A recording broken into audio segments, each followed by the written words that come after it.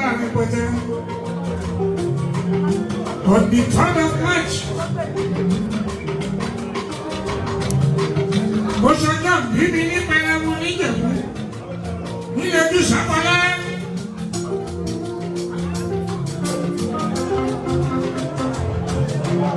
Mo sì ní Ayíǹde ìgbà tó di 8.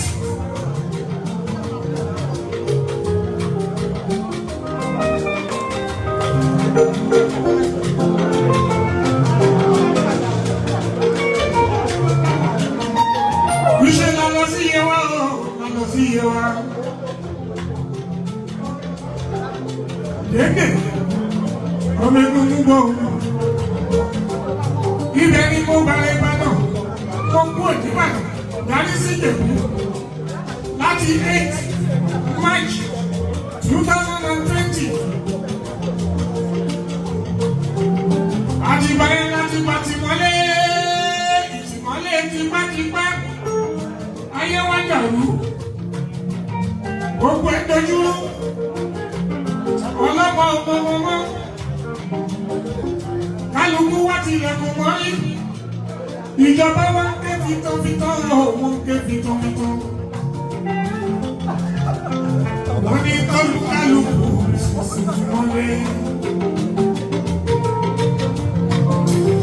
Gbogbo wa bá sinmi.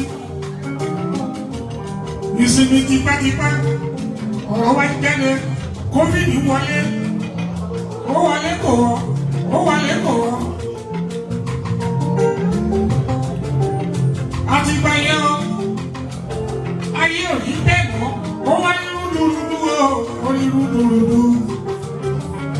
Ẹ̀rù wá ń pa gbogbo wa, ọlọ́mọ àmọ́mọ́, ọkọ ti yàwó.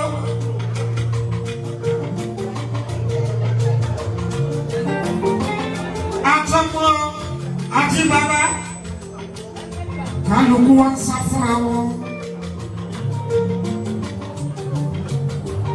Gbogbo àwọn tó kúrò ní Nàìjíríà, àbẹ́ni tó kúrò l'Amẹ́ríkà, tó wá síbí, àtàwọn tó kúrò bí tó lọ sí ìlú òyìnbó. Wọ́n kọlu lé tipátipá, ìṣẹ́mọ́sẹ́ gbogbo wa mọ́lé. Àwọn tó kúkú, ìyàn wà lùlù, kálukú ń pariwo oúnjẹ lásán. Ìwádìí ń tọ́jú òní, ó ní wọn wọ́n tó.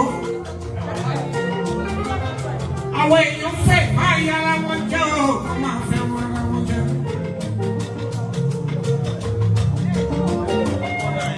Ẹ̀kọ́ tètè kákáká, ìgbà tí gbogbo ìṣẹ̀lẹ̀.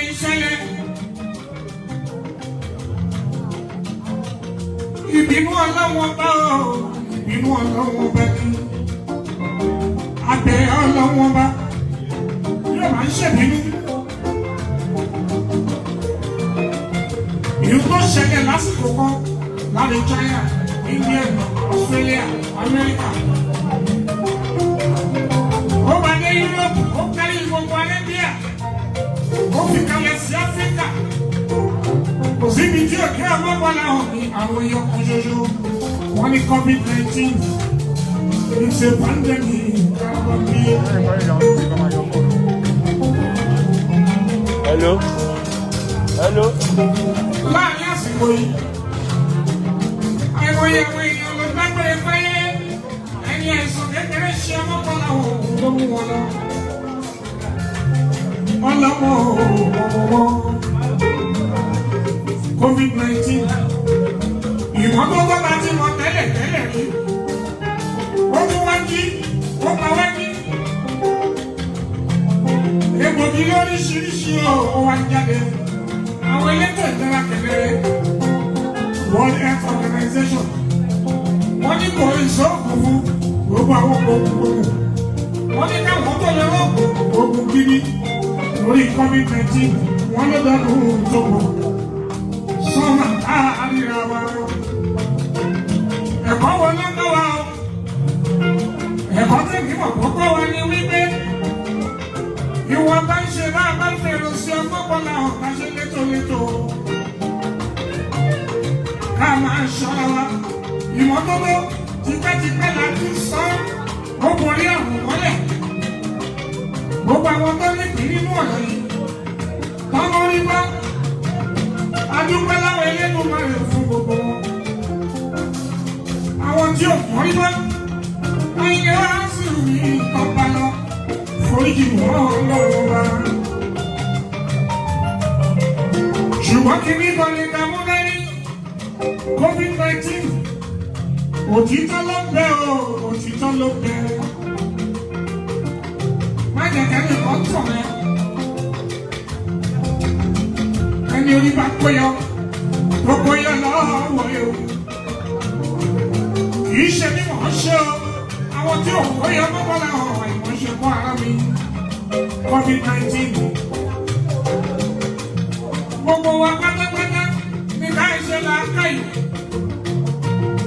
ìjọba nílẹ̀ yìí àti lókè òkun nílùú ìgbà wọ́n sàpárà wọ́n sàpárà Prime Minister Great Britain òun náà tọ́wọ̀ níbẹ̀ ọlọ́run ló kọ yọ àìmọye àwọn olórí ọlọ́run ló kọ̀wọ̀ yọ dókítà pàápàá ní Lagos State ń bí ojú òun ṣáré kọ́ mi ìṣọ̀nà ètò ìlera ó fara kó ọlọ́run ló tó kọ yọ.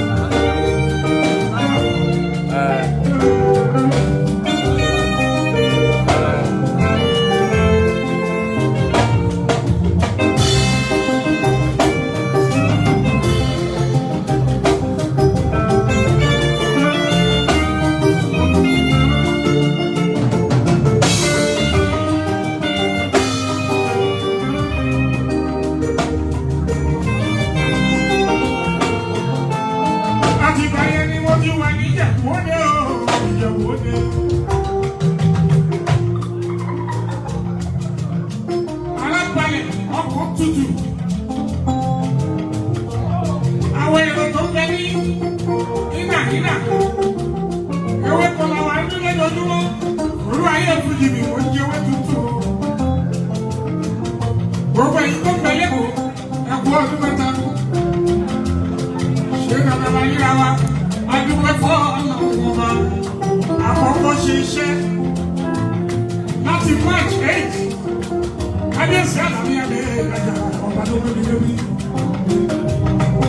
kábíyèsí ẹ̀mí yìí aṣẹ́wó ọ̀yẹ̀ aṣọ́kọ̀ ọdún lẹ́yìn.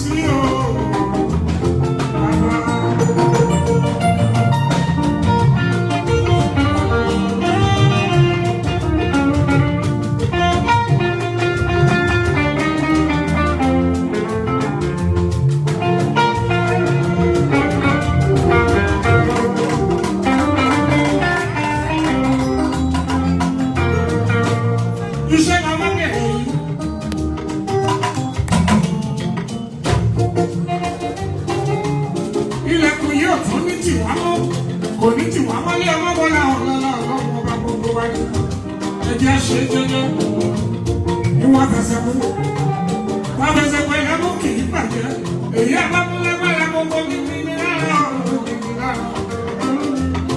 ìmọ́tótó gbogbo ẹ̀ ní pátápátá lámọ́tọ́ gbogbo ní àwọn ẹ̀jẹ̀ ká ṣe ìmọ́tótó.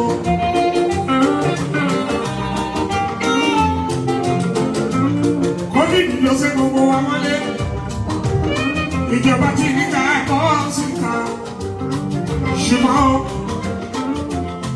ọmọléèwé ògbó ẹ̀jẹ̀ àtọ́jú wọn àwọn arúgbó wa àgbàlagbà ẹ̀jẹ̀ àtọ́jú wọn ẹni bá láìsàn kékeré ẹgbẹ́ kó forí pamọ́ ẹ̀mí tí ò ní jábọ́ lọ́kùn ọdún lẹ́gbẹ̀ẹ́ ọmọ gbọ́dọ̀ àwọn òbí yóò máa bẹ̀rẹ̀.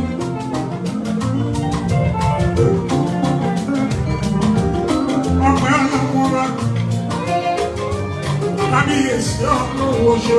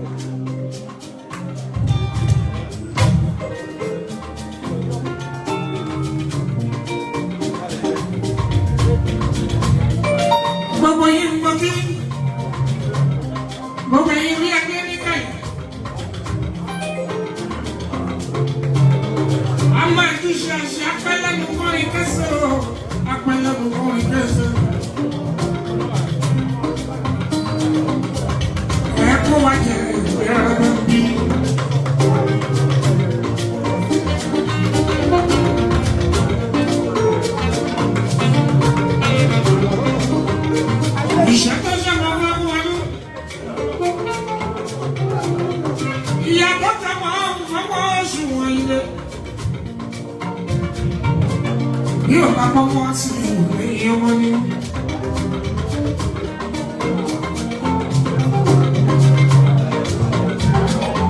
Láti March 2020, September 2020, mo tún padà wẹ̀ kú ọmọ gbọ́lá náà, àìjẹ́ alábẹ́ bí ọpẹ́ délé nínú ẹ̀ ọ̀pẹ́ fọlọ́ ọmọ bá wa. Ọjọ́ ìkórè. Kábíyèsí, ẹ̀yin mo wá dúpẹ́ nípa Ọ̀yọ́ láti rí àwọn ọmọ yìí, ká dúpẹ́ pàtó orí àwọn.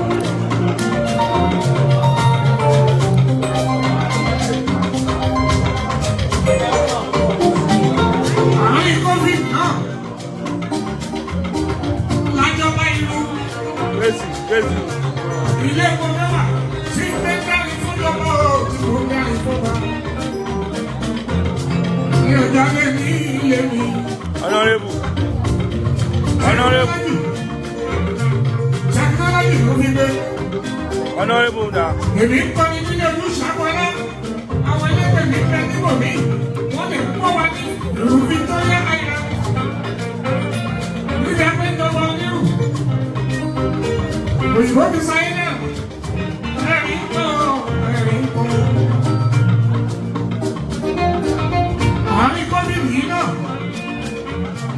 Alábẹ́wò ààrẹ Bíṣọ́nà Buhari.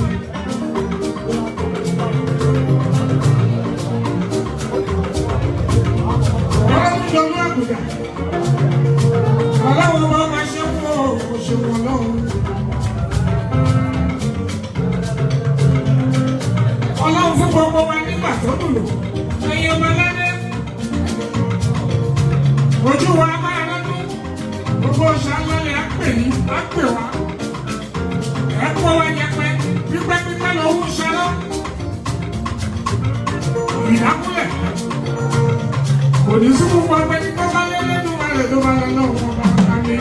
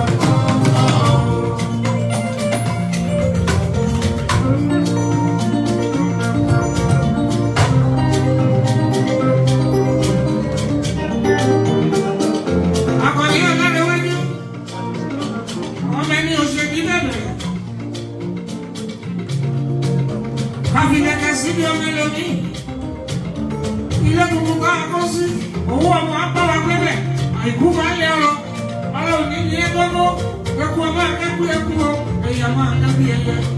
Ọwọ́ ẹ ò ní kó sàbíàpò, èyí tó ṣe yẹ ọ́, máa ṣe yege mi, ọ̀làrẹ̀wájú, ó máa kú oríire.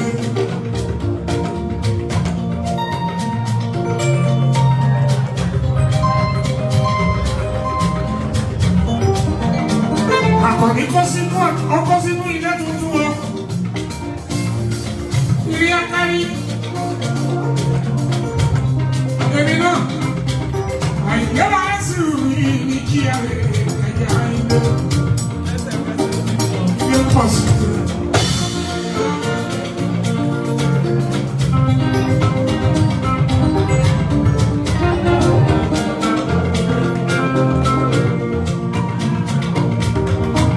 Ìṣẹ́ tó ṣàbọ̀ fún ọdún.